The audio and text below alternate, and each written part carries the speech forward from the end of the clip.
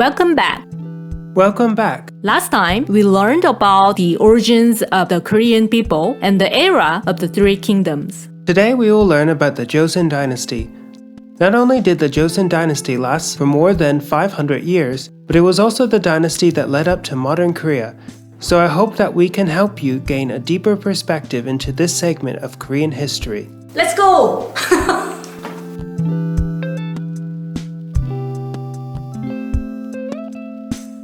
Hello everyone. Welcome to the history class of Introduction to Korean Studies. I am Hwang Yongyuan. Everyone should be familiar with the Joseon Dynasty, since many Korean dramas are based on it, including Daejonggeum, The Moon Embracing the Sun, Jang-ok-jong, and Queen Chorin. In Korea's history, the Joseon Dynasty was the longest unified dynasty, and its influence on later Koreans is also the greatest. Now, let's take a closer look at the 500-year history of the Joseon Dynasty. At the end of the Goryeo Dynasty, Seohak, also known as Neo-Confucianism, was introduced from the Yuan Dynasty, and a new generation of literati well-versed in this world of Neo-Confucianism appeared. Among them, Jung Do-jun and Jo Jun were the top ministers who supported Yi Seong-gae, the founder, or Taejo, of the Joseon Dynasty. Because of this, Neo-Confucianism also became the prevailing thought system of the Joseon Dynasty. Jung Do-jun, whose pseudonym was Sam-bong, was in many ways the thought architect of the new Joseon Dynasty. He laid the ideological foundation for the Joseon Dynasty by writing the Joseon Code of Laws, Joseon-gyeong-gukjeon, the History of Goryeo, Goryeo-guksa, and the Essays on Governance, Gyeongjae-Mungam. The newly built capital of the Joseon Dynasty was Hanyang, which is modern-day Seoul. In this new capital, many newly constructed buildings, from the city gates to Gyeongbokgung, the imperial palace of the Joseon Dynasty, were given names based on the ideals of Neo-Confucian thought. For example, 2 city gates of the Hanyang City Wall were named Gate of Rising Benevolence, Hyeongjin-jimun, now commonly known as Dongdaemun, and Gate of Exalted Ceremonies, Songnaemun, now commonly known as Namdaemun. Within the Gyeongbokgung Palace, the residential hall was named Kyunjongjun, Hall of Diligent Governance. After the reign of Yi Seong-gae, or Taejo, Confucian political ideas further developed during the Joseon Dynasty, particularly during the reigns of Taejon, Sejong, and Sojong, and became fully entrenched. The Joseon state compiled the Grand Rule of Laws, Gyeoguk Daejeon, and other laws based on Confucian political thought and theory. The state also commenced the court lecture system, whereby ministers would speak to the king about the Confucian classics. It also implemented the Gwagyo examination system, which tested knowledge on the 4 books and 5 classics of Confucianism. Last, the state also set up free public opinion institutions, the Office of Inspector General, the Office of Censors, and the Office of Special Advisors to be checks on the state officials. The state also issued the Illustrated Guide of Practicing the Three Principles, Sangan Heng Sil-do, the Illustrated Guide of Practicing the 5 Virtues, Orun Heng Sil-do, and the book on the 5 Rights of the State, Gukcho O Rin-vi, to popularize Confucian ethics and lifestyle and to promote changes among social customs in Korea. Rural communities with the gentry class as their central figures promoted communal agreements, which served as moral codes of conduct. Besides this, a series of measures spread the Confucian culture, institutions, rituals, music, and education, which all began to take root in Korean society. Based on Confucian political ideas, the Joseon Dynasty promoted kingly conduct and policies of benevolence. Royal power was limited, such that the monarch and ministers shared governmental power, and public opinion was a check on the royal prerogative. The king saw the people as foundations of his rule and loved them. Agricultural production and social stability were tantamount issues in national governance. This political philosophy of Confucianism, which values both formalism and morality, was helpful in restraining the possibilities of autocracy and tyranny. Confucian governance and cultural traditions in the Joseon Dynasty strongly promoted the propagation and development of philosophical thought and culture. The fourth king, King Sejong the Great, deserves special mention. You probably know that in Gwanghwamun Square, in front of Gyeongbukgung Palace in Seoul, stands the statue of Sejong, and the portrait on the 10,000 won note is also of this same king. Sejong's greatest contribution to Korean culture was that he ordered his ministers to create Hangul, the Korean alphabet, in 1443. Before him, the Korean people had a language but no native script. Sejong's Hangul solved this problem. The creation of Hangul was fundamental in promoting the further development of the Korean language and literature and strengthening the Korean national identity.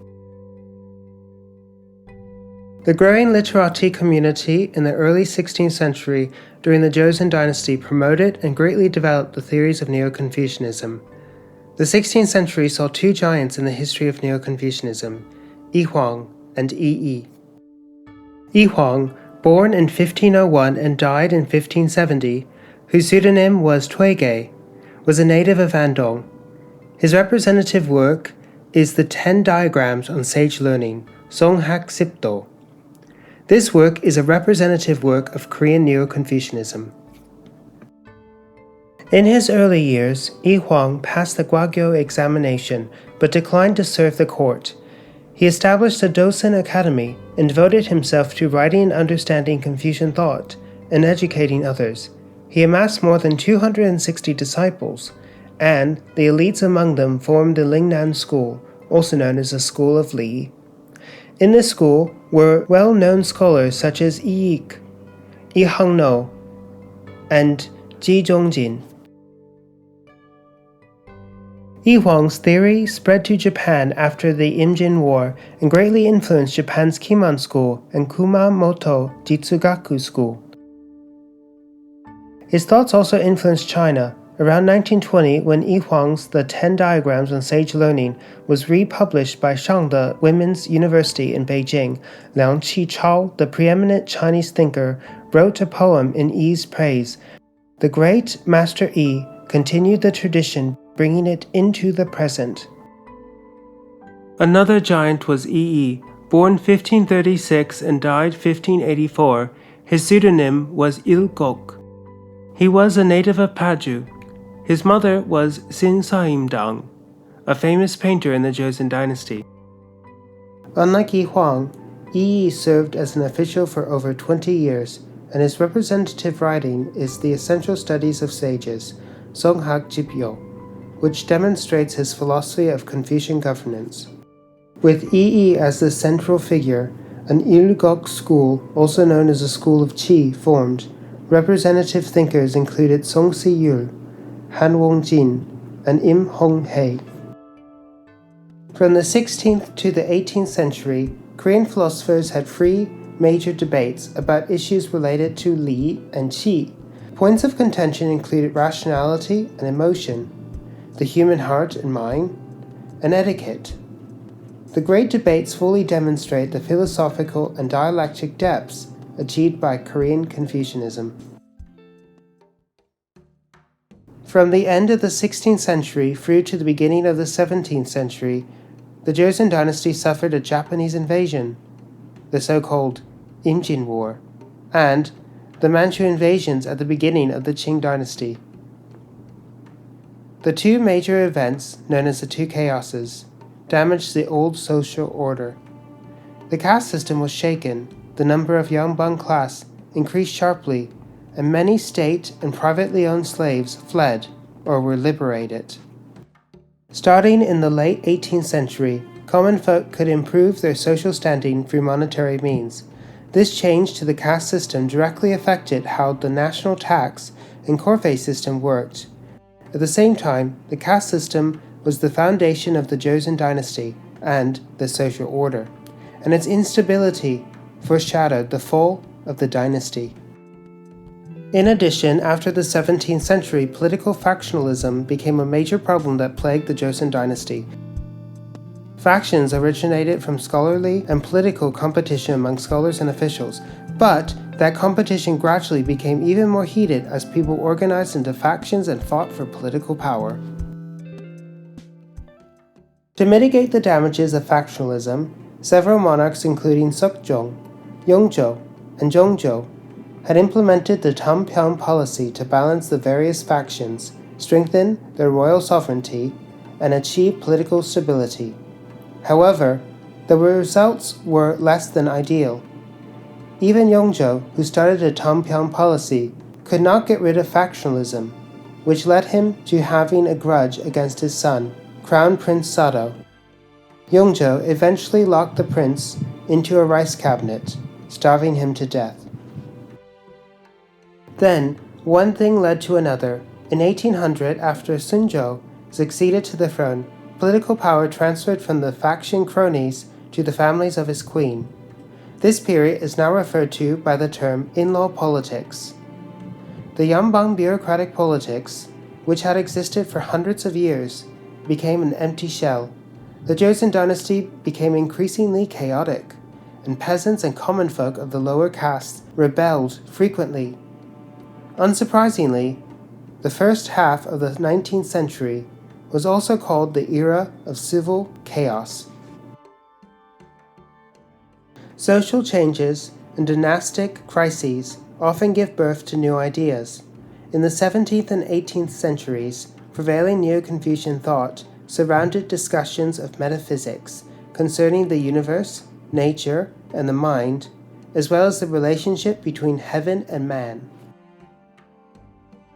However, these discussions failed to propose effective countermeasures to social problems of the time. Unsatisfied, other scholars sought more practical solutions, exploring other political and social reform to strengthen the country and build up the military. Later generations refer to this scholarly trend as Seohak, the realist school of Confucian thought. Some of these realist thinkers, including Yu Huang-won, Yi Yik, and Jung Yak-kyung, attached importance to land system reform, and they collectively were called the agriculturalists.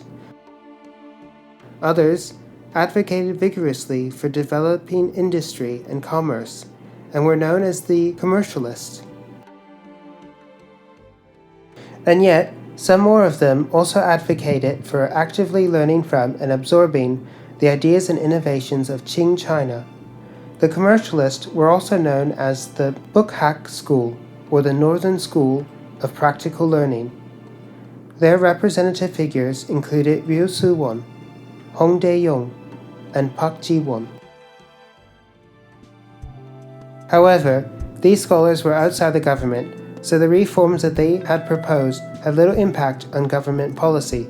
Still, Seohak was meaningful in promoting the liberation of Korean thought in many ways.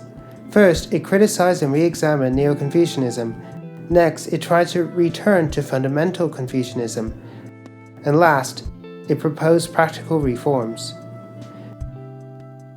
The emergence of Geihwa-pa, the Enlightenment movement, in the late 19th century, in some ways had its roots in Seohak thought. In addition to Seohak, Western learning, Seohak, was also an important development in the late Joseon Dynasty. From the 17th to the 18th centuries, the Joseon envoys to the Qing Dynasty learned from Western missionaries about Catholicism, natural science, and technology, all of which were collectively called Western learning. Seohak arrived in Joseon Korea through the import of Chinese translations of Western books. In the 18th century, the Catholic faith became popular in the Joseon Dynasty. Many scholars, as well as women and more generally people of the lower castes, accepted the faith despite the government's repression. The Catholic notion of equality had a significant impact on Joseon society. which had, until then, respected the stable social order advocated by Neo-Confucianism. The popularity of Seohak, originally condemned as heresy or evil doctrines, foreshadowed that Korean society would see tremendous changes under waves of both internal and external turbulence. Alright, so that ends today's course. How do you like this class?